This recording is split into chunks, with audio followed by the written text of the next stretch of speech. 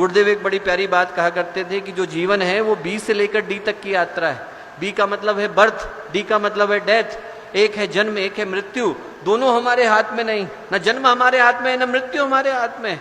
पर जो छूट गया है सी, वो हमारे हाथ में है। सी का मतलब है चॉइसेस, सी का मतलब है कर्म। कर्म करने की संभावना तो हम में से प्रत्येक के अंदर, हम जब चाहें तो शुभ कर्म कर सकते हैं।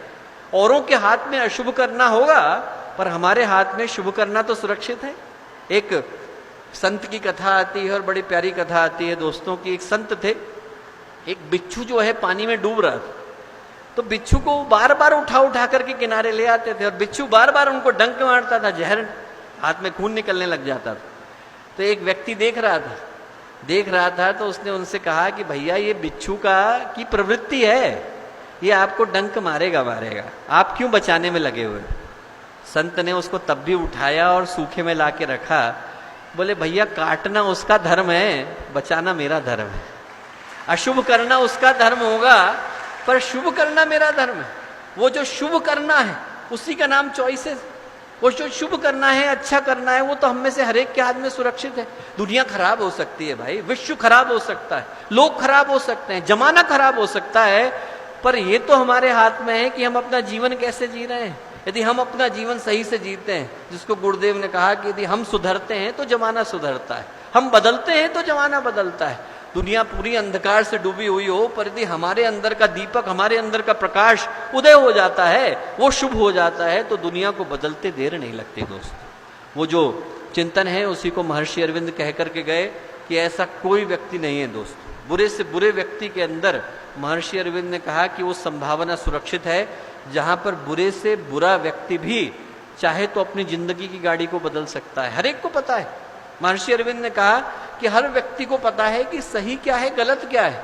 गलत हम लोग करते इसलिए हैं क्योंकि वो आसान दिखाई पड़ता है दोस्त। आदमी गलत को ये नहीं जानता कि उसको ये नहीं पता कि सही क्या है, गलत क्या है। वो रावण जिसने चारों वेदों का भाष्य किया, क्या उसको पता नहीं होगा कि दूसरे की पत्नी को उठा के लाना धर्म है? पता तो था, पर आदमी करता इसलिए है क्योंकि आसान पद दिखाई पड़ता है।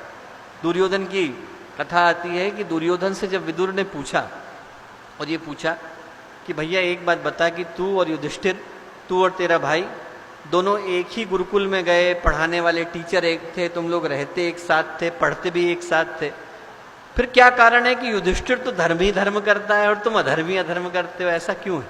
बोले मेरे मन में जिज्ञासा है इसलिए पूछता हूं। दुर्योधन बोला जानापि धर्मम नच में प्रवृत्ति, जानता हूं कि धर्म क्या है, करूंगा नहीं। जानापि अधर्मम नच में निवृत्ति, जानता हूं कि अधर्म क्या है, छोड़ूंगा नहीं। केनोपि देवेन हृदय स्थितेन यथा नियुक्तोस्मि तथा करोमि, बोले ऐसा लगता है कि कोई हृदय में आकर के बैठ गया है और जो करने को कहता है, जहां नियुक्त कर देता है, वो मैं करने के लिए बाध्य हो जाता हूं। वही जो कहानी है वो दुर्योधन अकेले की नहीं है दोस्तों, भारत की और विश्व की 98% जनसंख्या की। आदमी करना कुछ और चाहता है पर करता कुछ और है। ऐसा लगता है कि करने को किसी ने नियुक्त कर दिया है।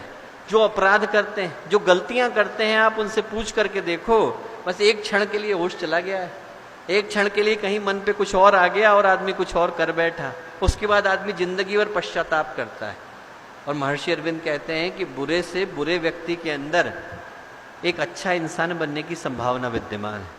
हमारे YouTube चैनल शांति कुंज वीडियो गायत्री परिवार को सब्सक्राइब करें एवं बेल आइकन जरूर दबाएं ताकि गायत्री परिवार की विभिन्न गतिविधियों की जानकारी आपको मिलती रहे।